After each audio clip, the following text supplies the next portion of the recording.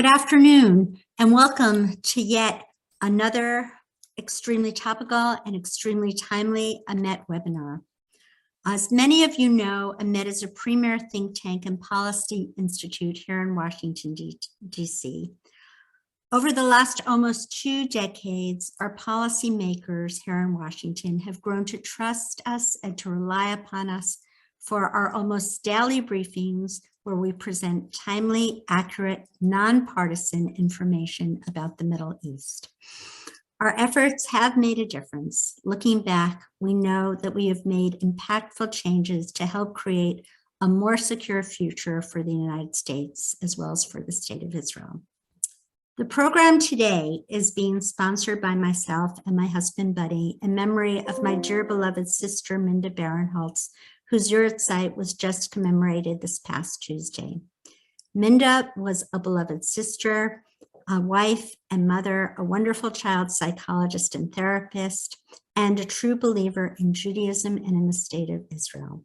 If anyone would like to sponsor a webinar or one of our weekly newsletters in honor of or in memory of a loved one, please contact us at info@ametonline.org. AMET accepts no government grants from any government and depends entirely on the generosity of viewers like yourselves. If you enjoy our weekly programming and are aware of our daily efforts on Capitol Hill, where we are your voice, we encourage you to please support our critically important work at www.ametonline.org. We would also like to encourage you to please support the important work of ALMA, which you will hear about momentarily, at www.israel-alma.org. Israel's northern border has long been the theater where conflicting wannabe superpowers often flex their muscles with one another. Whether it be Turkey, Bashar's Assad of Syria, Russia, China, or Iran, it is the ultimate 6-dimensional plexiglass chessboard where competing powers can easily bump elbows with one another, which can readily ignite a regional or even a global conflagration. While all eyes have been focusing on Russia's invasion of Ukraine, many developments have occurred in the Middle East. As Iran races to develop a nuclear bomb, it has deliberately been trying to shore up the Shiite presence on Israel's northern border through the Shiite crescent, stretching from Tehran to Baghdad to Damascus to Beirut and across the Mediterranean. For decades, Iran has been arming and equipping Hezbollah. Many of us are aware that by now, Hezbollah has amassed approximately 150,000 missiles on Israel's northern border in Lebanon, many of which have been converted into precision-guided munitions. For approximately 10 years, Israel has been conducting what's been known as a war between the wars, a campaign to reduce Iran's buildup in Syria. And they have managed, mostly successfully, to coordinate this with the Russians as well as with the Americans. We've read conflicting reports about Russia's presence in Syria. Seth Frantzman of the Jerusalem Post wrote an article recently saying that, much to contrary opinion, Russia has not been de-escalating and withdrawing troops, but has actually been accelerating its buildup in Syria. Are they actually reducing their presence in Syria to send some of their militia to fight in Ukraine, or are they in fact accelerating it? And if they are reducing it, is Iran sweeping in to fill the void? Meanwhile, there are recent concerns about Israel and Lebanon, about its offshore gas exploration and the maritime border. I know that Amos Hochstein, our US energy security envoy, has recently been in the region about this. And finally, some of us were relieved to see that Hezbollah did not fare very well in Lebanon's most recent elections, but what does that actually mean in reality and on the ground in terms of Hezbollah's influence in Lebanon? AMET is extremely honored and delighted to have with us once again an old friend, Sarit Zahavi, Lieutenant Colonel in the reserves of the IDF for the State of Israel, and director of the Alma Research and Education Center that's devoted to the study of the security challenges among Israel's northern border. So Sarit, let's begin by talking about the energy issue and what's been going on with Lebanon in terms of its maritime border. Okay, thank you very much, Sarah. I actually, I am used to talk about risks to the region, risks to the security of Israel. This is like what I do. But actually, with this issue of energy, there are a lot of opportunities as well. And actually, I want to start from the opportunities. And surprisingly enough, opportunities not only to Israel, but also to many other players in the region. This week, an agreement was signed between Lebanon and Egypt to transfer gas from Egypt through Jordan and Syria into Lebanon. You can see the route of the gas, the Arabian gas pipe on our map. It's pretty long. The United States blessed the agreement. Actually, it was something that the US ambassador to Lebanon greatly pushed to be signed and tried to put a lot of efforts to make this happen. United States promised to work with the World Bank to get financing to this huge project.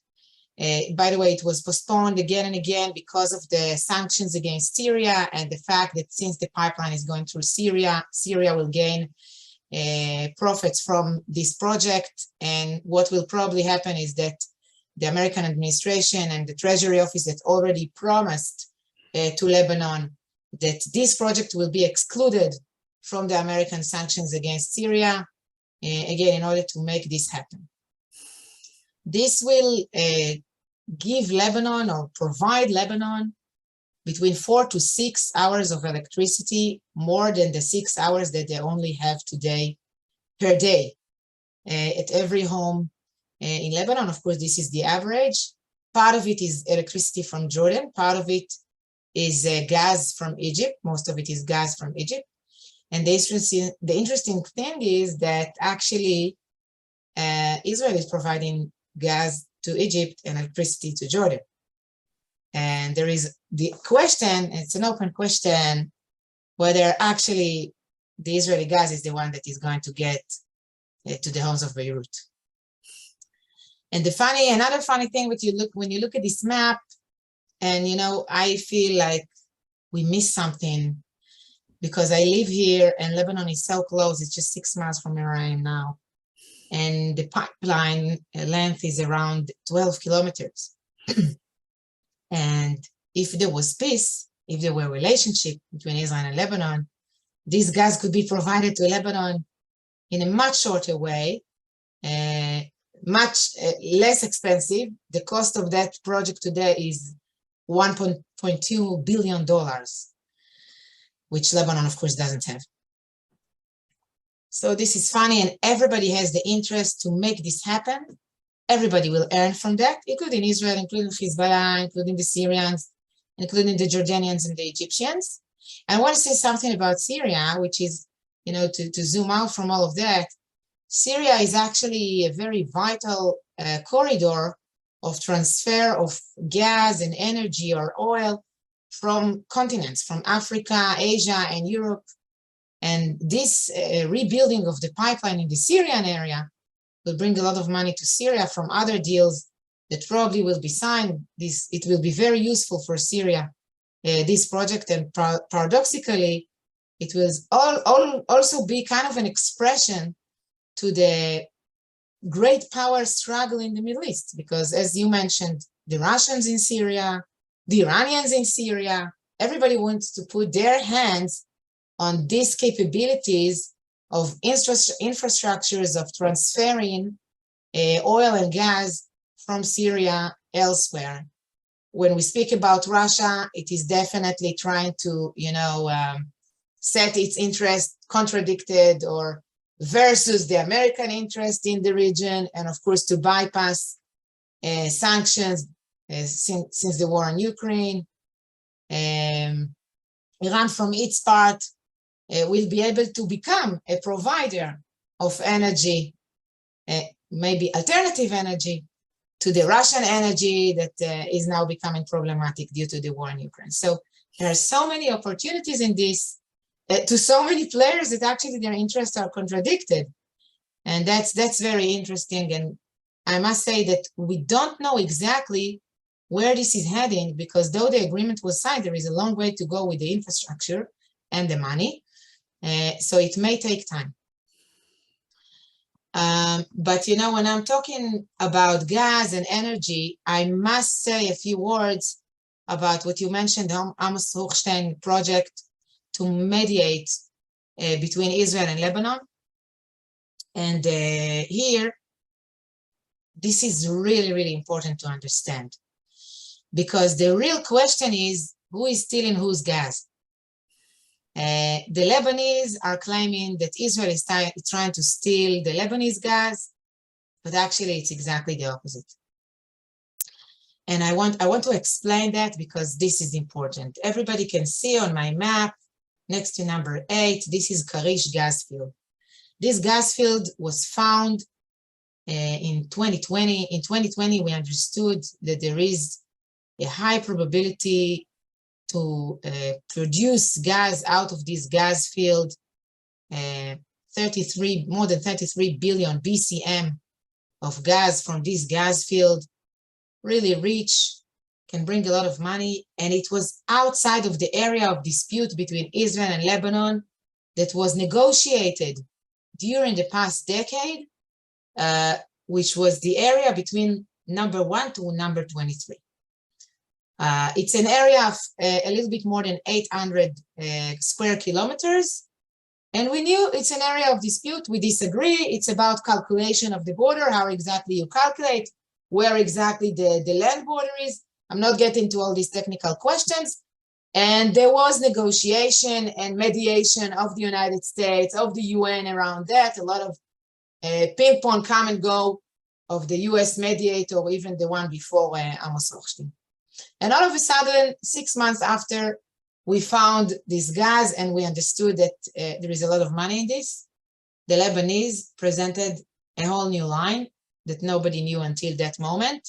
That's why we call it 2021 line, which is line 29. That's the number of the line that more than doubled the area of dispute, actually added around 1,400 square kilometers to the area of dispute, and promoting a PR campaign, first and foremost inside Lebanon, to say Israel is stealing the Lebanese gas. And since there were elections in this time, it became one of the issues of the elections campaign, while everybody wanted to present themselves as they are the protectors of the Lebanese gas, and they are not going to compromise, including Hezbollah. But Hezbollah was not the only one around it.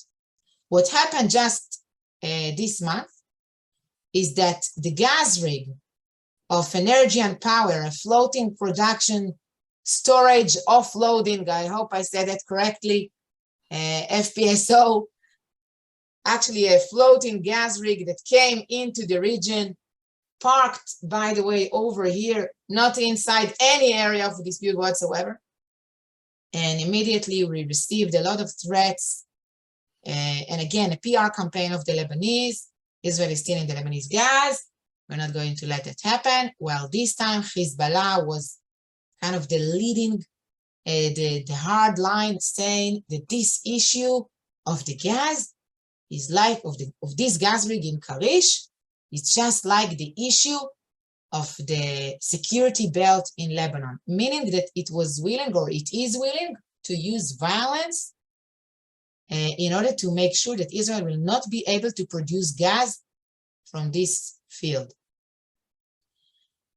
Now, I don't know, and it's an open question, whether what happened here is truly a Lebanese desire to prevent us from producing gas from this field, maybe with Iranian even interference. It's a theory, but it's an option, you know, to create more tension, to find another excuse for the existence of this resistance named Hezbollah, or whether it was just a trick to actually make Israel compromise upon line 23. And that way saying, yeah, we compromised, we gave up line 21, we are willing to compromise upon line 23, which is of course not a compromise. So it's an open question. The gas rig is supposed to start producing gas in September, and we'll see what will happen by then. So I mentioned Iran, I mentioned the Lebanese elections.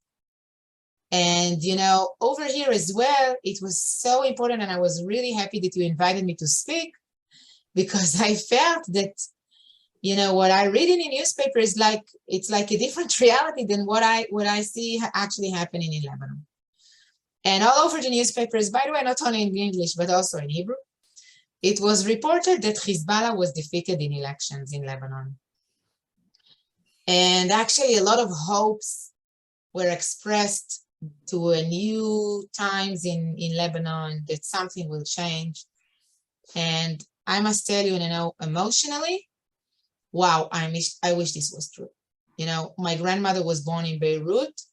I wish that Lebanon will go to a different direction, and I will be able to visit there as a tourist, and you know, it will become a better place, not only for tourists, for Israeli tourists, but first and foremost for the Lebanese themselves. But I'm not sure this is the case. And I want to show you why. First, let's look at results, you know, easy.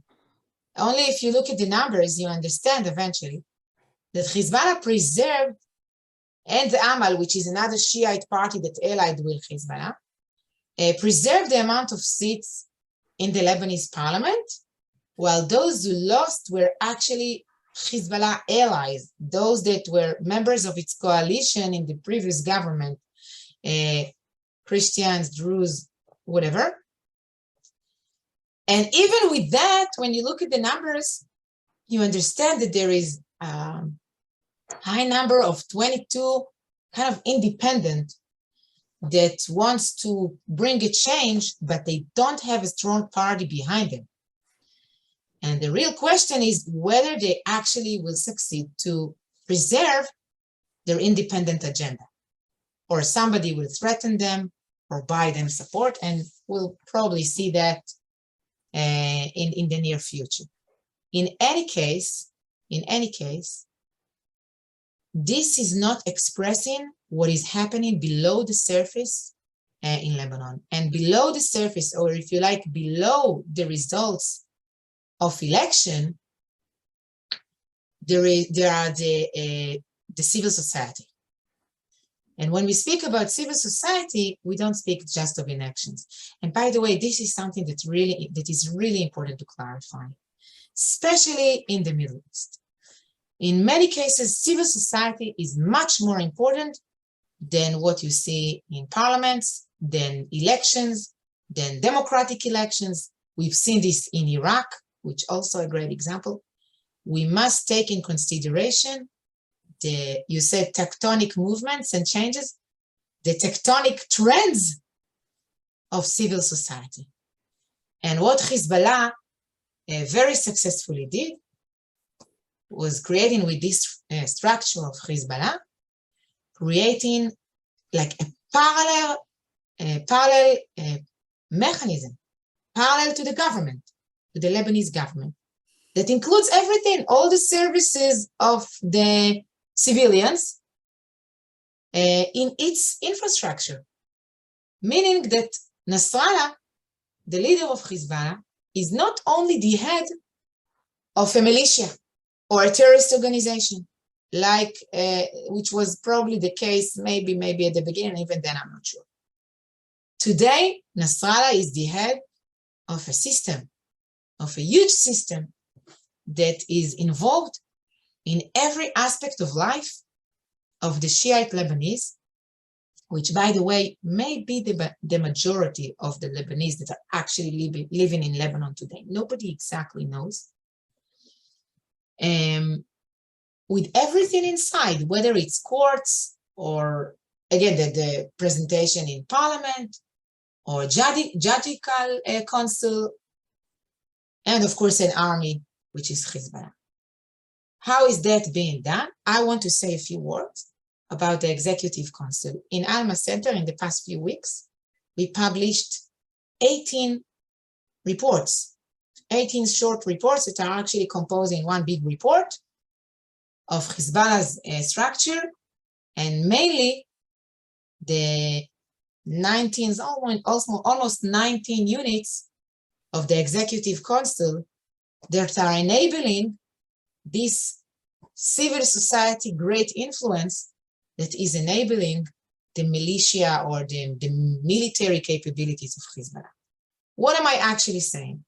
When you provide the population with health services, with social services, with labor, with financial and loans when it's difficult, food when there is lockdown of COVID, education services, whether it's schools or afternoon activities or Boy Scouts or whatever, foreign relations that make sure that keep the good connections of Hezbollah with, for example, UNIFIL or liaison units that keep the connections between Hezbollah and the security system of Lebanon, internal security systems of Lebanon, communication unit, electronic unit that is responsible for all the campaigns and booths in social media and avatars in social media.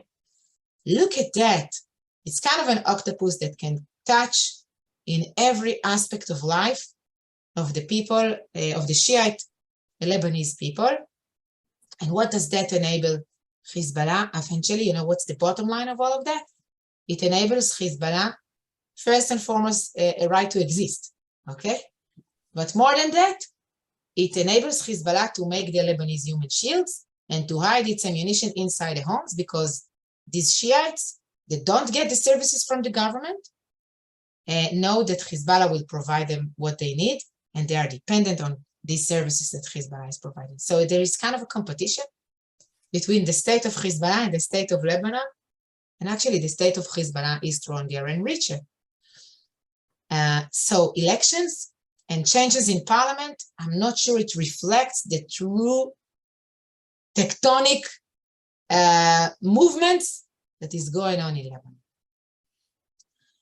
The third thing I want to touch briefly is what I call the Ukraine effect. Now, this is, you know, a topic not for a few minutes. It's a topic for one day people will have a full class in university about what happened in Ukraine.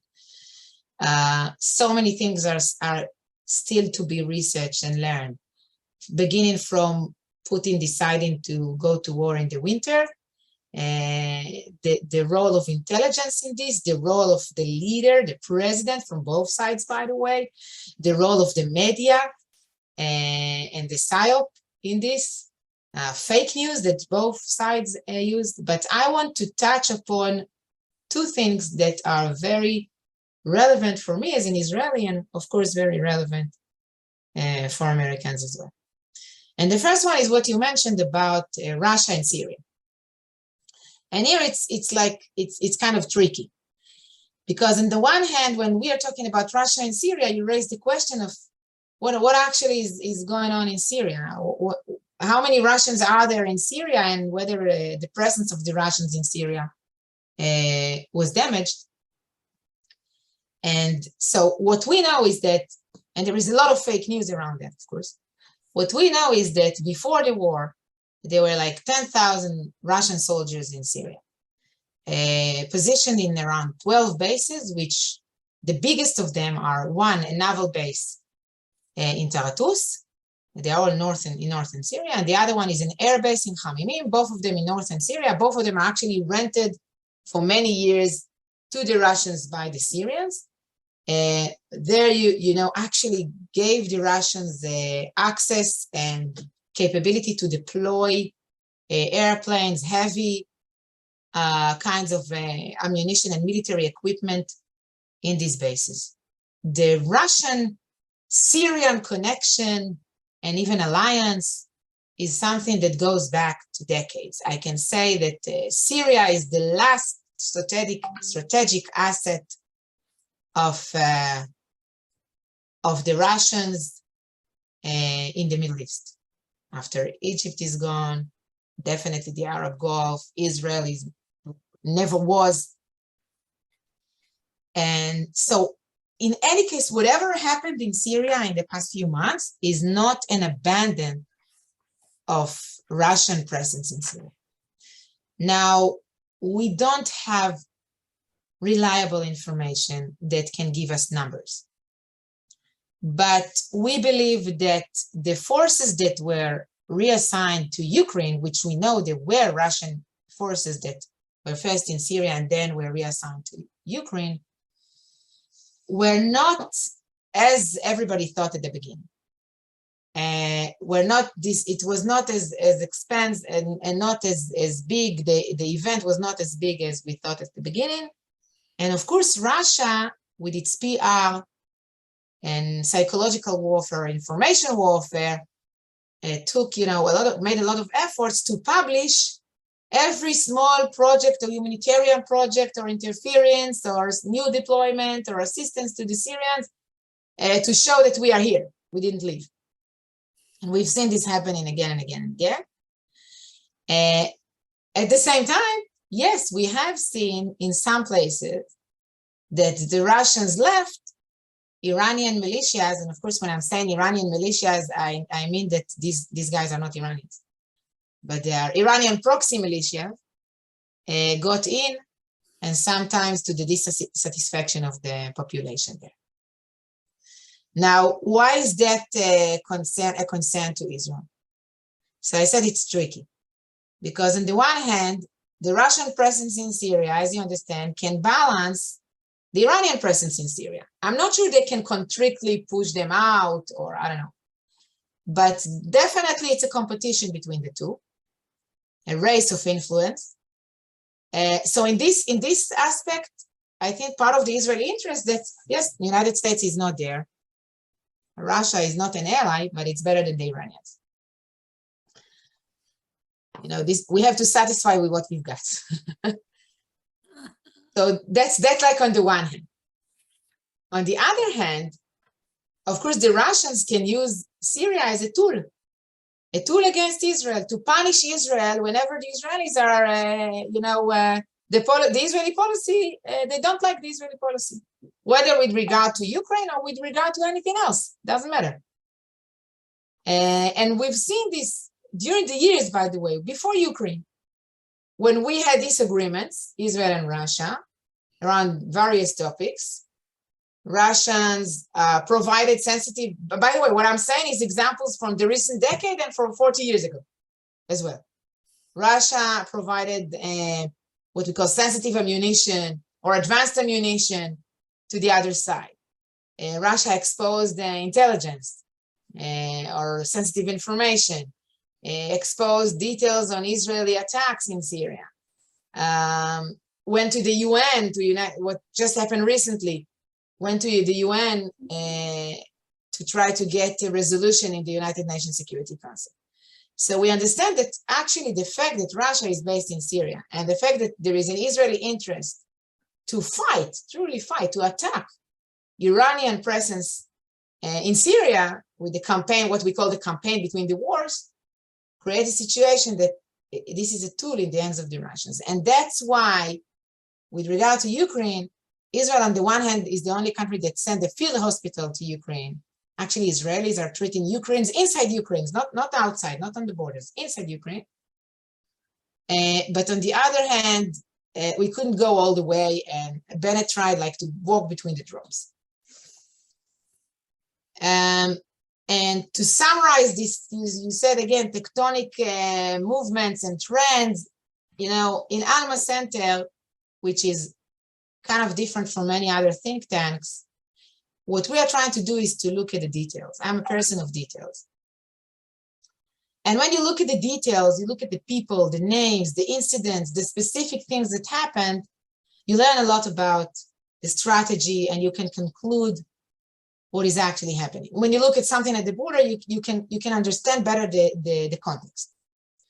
You can even conclude the context. And I want to go to an incident that actually tells the whole story of the Middle East and the way it is viewed outside of the Middle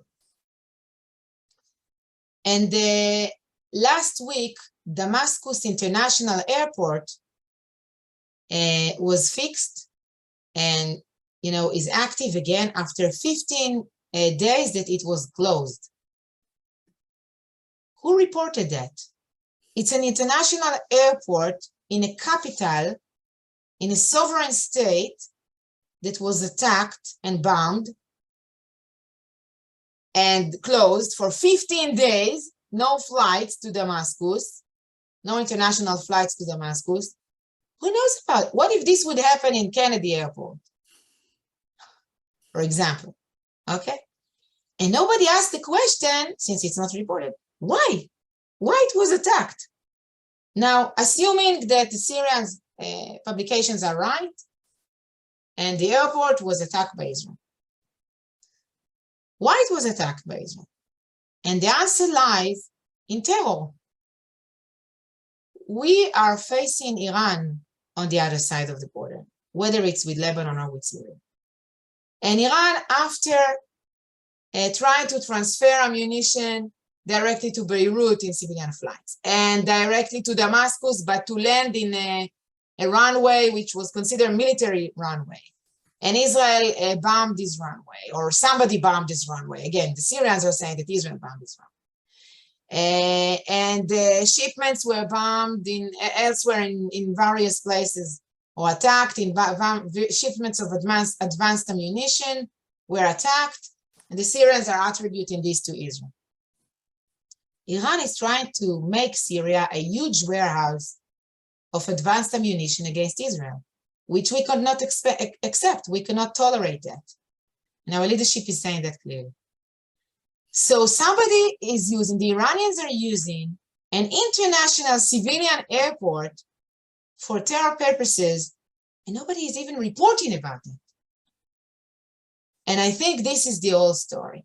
In order to fight terror eventually, we must take a look of how terror, whether it's Iran or Hezbollah or anybody else, or ISIS, is using civilian infrastructures, civilians, building civilian mechanisms, eventually to hide their activity, to create dependency, to use as human shields, all of the above. And we must stop that. And one of the ways to stop that with regard to Hezbollah is the money, of course. Another way to stop that is the campaign between the wars that Israel is having. So that's, I will stop here. And now I think we can go, to questions. Questions. Just my first question has to do with that. In the 1990s, I was in a meeting with Dennis Ross, who then was working for President Bill Clinton. And he was as a special envoy dealing with the Syrian negotiations. And he happened to mention that they had an intern in Damascus watching the shipments landing to Damascus airport via Tehran on their way to Beirut. So this has been going on for several decades. Decades. So what is going on now if, let's assume that it was Israel that decided to strike at the airport? Why are they stepping up their campaign against this and actually going so far as the airport, if assuming it's Israel? Well, many reasons. First, back then, the years that you're talking about, I was an intelligence officer. So I can tell you that we were worried by the Syrian army. We didn't want to get into war with Syria. And nobody even thought of the option of attacking these flights and taking the risk of war. Mm-hmm. When the civil war started in Syria and the shipments continued and maybe even became more intense, Israel understood that, okay, now Syria is no longer a sovereign state, and we can actually fight this. We can do something about that. And when we look at the other side as well, we understand that the shipments became more intense, the ammunition became more advanced, the Iranian capabilities, technology is different than what it used to be decades ago. For example, the components to make the missiles accurate. This didn't exist decades ago, and now that it exists, it's a true danger. Right. Excellent. And now is time to turn the podium over to my wonderful colleague, Hussein Abubakar Mansour, who will be reading some of the questions that have come in and maybe pose a few of his own. Hussein? Thank you very much, Sarah, and thank you very much, Sarit, for a wonderful and timely presentation of a rapidly changing and dynamic environment. We've received many questions from my audience. Our audience, thank you very much for joining us, and please keep sending us a question, whether through the chat button or the Q&A button, and I will pass them to Sarit. The first question that we've received is, how independent is Hezbollah's decision-making process from Iran? Of course, is it independent at all? Is it truly we have just Iran on our on the Israel's northern border? You've shown some very interesting slides that show the complexity of the organizational structure of Hezbollah and leadership structure. They have their, they do everything: education, finance, and so on and so forth. Is all of this simply under Iranian control? Okay. First, the Iranians don't need to be involved in all of this, but we do see a coordination in many of these aspects. They do finance many of this. There is an ideological shared basis to all of this, which we must understand. Nasrallah truly believes in the supreme leader idea of Iran, Wilayeh Faqih, truly believes in the ideology of the Islamic Revolution, and truly wants to promote that, even though he's saying that for now, this is all about the resistance. That's one thing. First, and second, when you ask about the relationship, I always explain that as relationship between a boss and an employee. So yes, the Iranians do take in consideration the limitations, the restraints of Hezbollah inside Lebanon. And they don't want to waste their most professional and their most equipped proxy in the region, which is Hezbollah, to be destroyed for not a good enough reason. So they understand. And they understand that to get to a conflict with Israel is a risk, internally and externally. And that's why there is kind of a dialogue between the boss and the employee. And the employee, is saying, yes, we have limitations in that. Maybe we can do that. Maybe. That's why I ask myself, after, following the issue of the maritime border, whether the Iranians were involved in this really harsh position of Nasrallah that was kind of different from the position he expressed around this issue during the past 2 years. He always said, this is an issue for the Lebanese government, this is an issue for the decision of the president, etc. And all of a sudden, he became very radical, threatening Israel. So it was very interesting. Thank you. If then Hezbollah and to a large extent Gaza can be considered an extension of the Shia crescent in the region, how strong is that crescent? Its effects together in achieving Iranian objectives. Is it a threat? And the question here is, I believe specifically, is about Lebanon and Gaza. Is it a threat to countries other than Israel? Yes. I'm not sure about Gaza. You should ask the Egyptians. I guess so. Otherwise, they wouldn't be that involved in what is happening in Gaza. They closed the border crossings with Gaza long ago, after Hamas came to power. As for Hezbollah, of course, we've seen this during the civil war in Syria. Hezbollah was greatly involved. By the way, Hezbollah is involved in Syria, is involved in Iraq, is involved in Bahrain, is involved in Yemen. I said it is the most professional and equipped militia, and they are training all these players, teaching them what they know.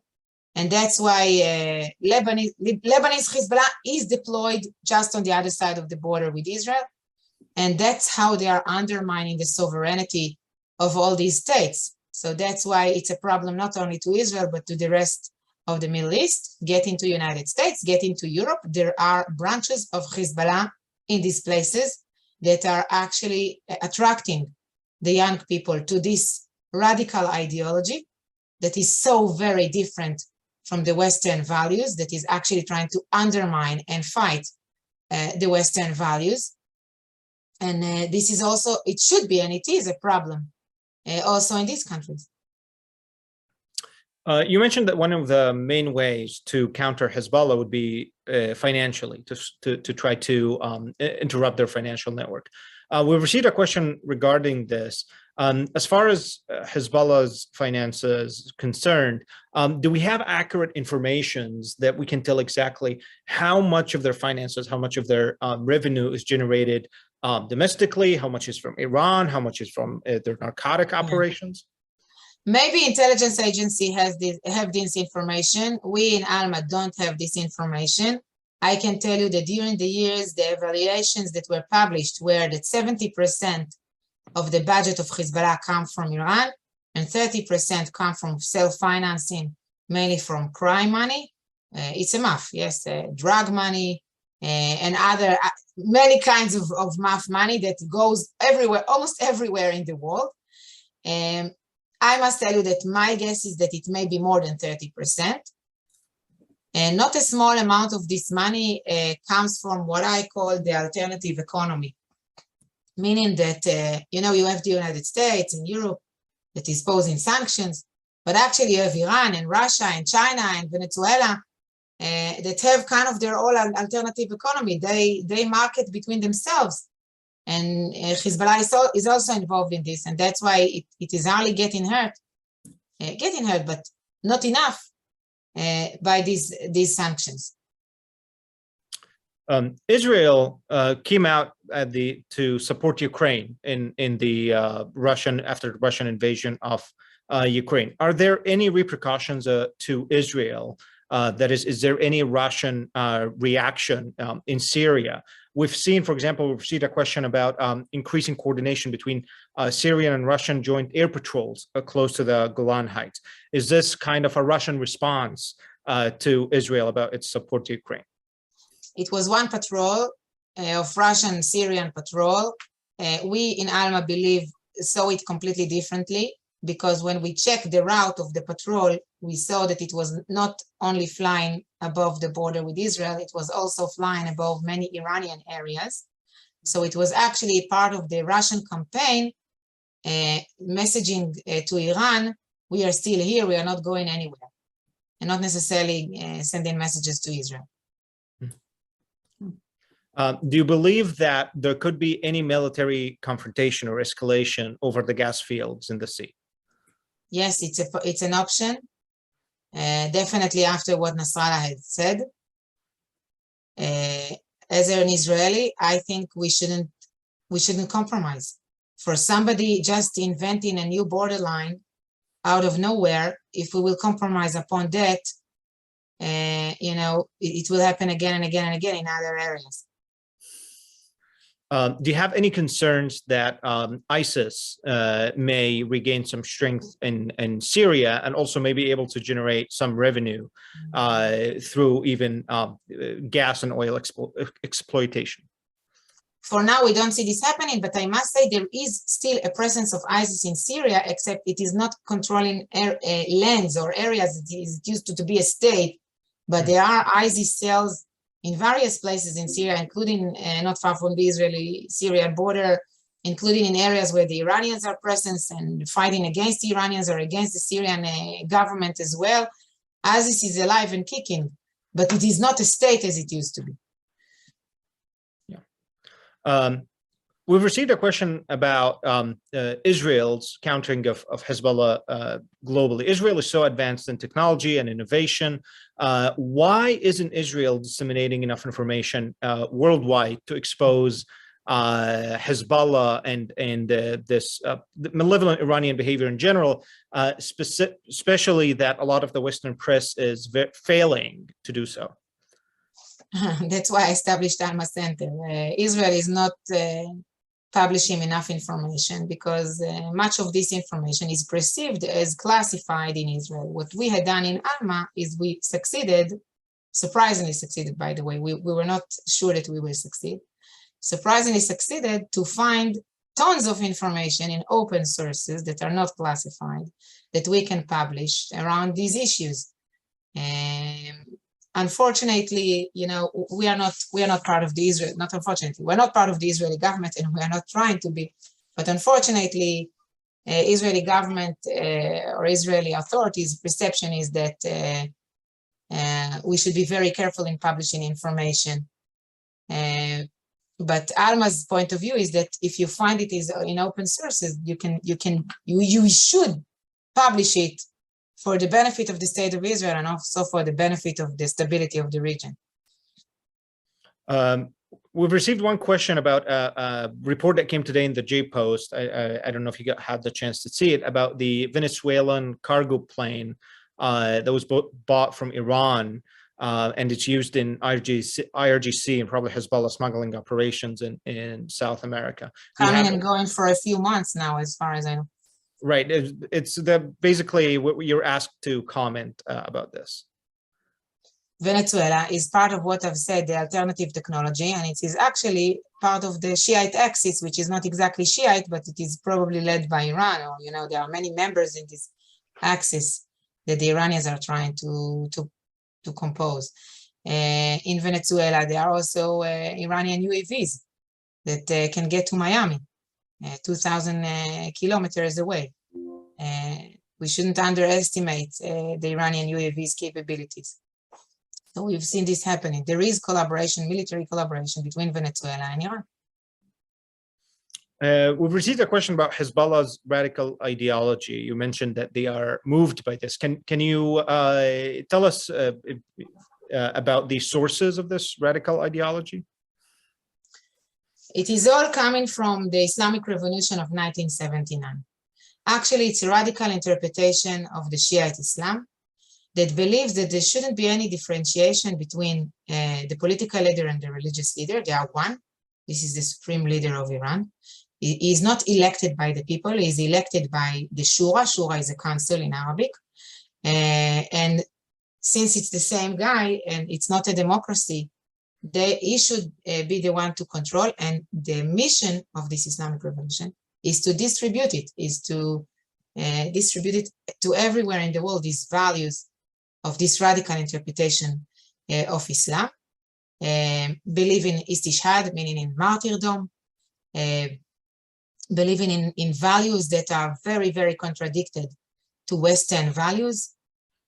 Women's rights, LGBTQ, I hope I'm saying that correctly, rights, democracy, all of that is completely foreign to the Islamic Revolution values.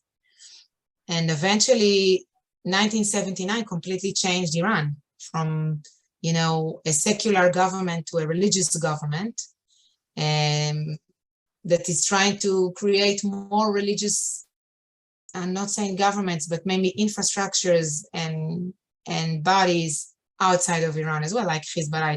It's a good example. What would happen in Lebanon if UNIFIL withdraws from southern Lebanon? Nothing, I guess. We will not have anybody to mediate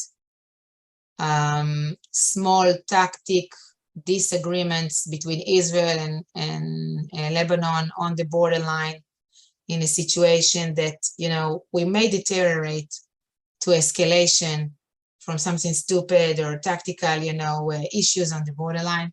But when we speak about the global picture of UNIFIL is not preventing Hezbollah from posing ammunition in South Lebanon. Though as Israeli, this is what we wanted to happen after 2006.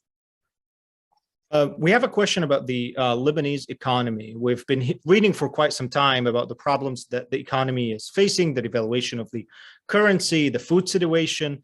Can you tell us how are they managing to stabilize their economy currently, and what is the future of the economy of this country? They are not managing to stabilize the economy. There is a huge economic crisis in Lebanon. Prices went up in 2 years in 300%. Most of the Lebanese are under the poverty line. There is a high percentage of unemployment. thousands are leaving. During COVID, for example, hundreds of doctors and nurses left Lebanon in a situation where they were very much needed. Many reporters left Lebanon.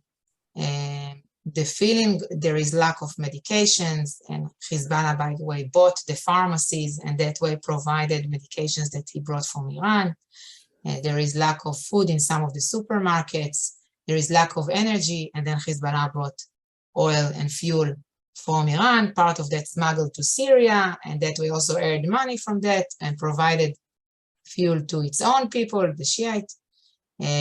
So the Lebanese economy is in a huge crisis, which they don't succeed in solving, also because of the poor political situation and the fact that the Lebanese leadership is a leadership that, you know, is there for decades, very corrupted. By the way, I'm not talking only of Hezbollah, very corrupted, and the people are pretty much tired of this kind of leadership. Thank you. Speaking of pharmacies and medications, we've received a couple of questions about Captagon, of course, the main drug now that is Hezbollah is selling all across the Middle East and Europe. Can you tell us a little bit, introduce what is Captagon, how extensive is the Captagon trade? Are there any sincere efforts to stop it while it's in infantile phases, or should we expect it to be globalized and even maybe reach us here in the United States? Captagon is a drug that is, I don't know whether it's produced only in the region. I can talk about what I know about Captagon from the region, because we published a report around that a few months ago, and since then everybody's quoting our report. But what I can say is that we see that the basic components of this drug are being brought from Tehran into factories that are based on the borderline between Syria and Lebanon. Again, many of them are in the hands of either the figures that are affiliated with the Syrian government or Hezbollah itself. And then in these factories, they are manufacturing the pills. These are small pills that are being provided or transferred from this area of the borderline between Lebanon and Syria to the south, to Jordan. Jordan is putting a lot of efforts in the past few months to stop that. We know, for example, that Hezbollah was trying to dig tunnels below the Syrian-Jordanian borders to smuggle these Captagons, or with drones in various ways to hide them. And some of these cases, the Jordanians succeeded in catching these shipments of Captagon in various ways, and actually fighting, having a campaign against these drug dealers in southern Syria. As I've said, many of them are connected to the Syrian government and to the Syrian army. And from Jordan, it goes further to Saudi Arabia, because, you know, Nasrallah said that using drugs and selling drugs is forbidden by Islam, but it's okay to do that against the Sunnis. That's fine. And we assume, we don't have information about it, but we assume that from there it is exported elsewhere into Europe as well. Does it reach Israel, the Captagon trade? Yes, they are. Yes. In the past 2 years, we see an accelerated process of smuggling of drugs and smuggling of ammunition together at the same time, of mainly guns when I'm saying ammunition.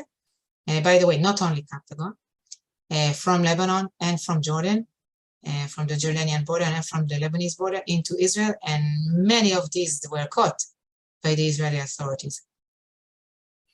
Thank you. Back to the issue of the gas fields, we received a couple of questions asking about the US policy. Do you foresee the United States pressuring Israel to compromise in any way on the issue of the gas fields? Nobody knows what Hochstein talked about with our energy ministry last week, or I don't know, was it foreign ministry? Really, we truly don't know. I hope that he understood what the trap that the Lebanese set, and that he is not, willing to go with this trap. there was an offer to compromise. If I'm going back to the map for a moment, just to explain, we don't have this line on our map, but if you see my clicker, there was a line which was called Hof line after one of the mediators, one of the experts that dealt with this area, that tried to draw a line somewhere in the middle, okay? Somewhere in the middle between line 1 and line 23. And this was discussed as a compromise. And I guess that Israel was willing to go for that. And then the Lebanese came with the new line. So honestly, I don't know which way Ochshen will go. We'll see. We're running out of time, so I want to apologize to all of our audience in advance about all the questions that I am not going to be able to get to. We received one question asking, in the case of a breakout of a war on 3 fronts, now we're all watching very closely what's going to happen with the nuclear negotiations that don't seem to be going anywhere. Will Israel be able to eliminate Hezbollah in case it has to fight against multiple fronts? Israel will be able to fight Hezbollah and defend its people because we don't have too much of a choice. You know, we don't have a land border that we can evacuate to like the Ukrainians. So we only have the seashore. And that's why we will do whatever is needed to protect ourselves. And I see that there is a question here again and again about the positions of Hezbollah along the border, and I took some photos during the past few months of these positions. This is how it looks like. This is one. The photo was taken from a community, from an Israeli community on the Israeli side of the border, and it is actually, the position is based at the border. This photo was taken from the exact place where the soldiers were kidnapped in 2006. And it looks like actually like military something. So just 2 examples. Some flags of Hezbollah on the border. Thank you.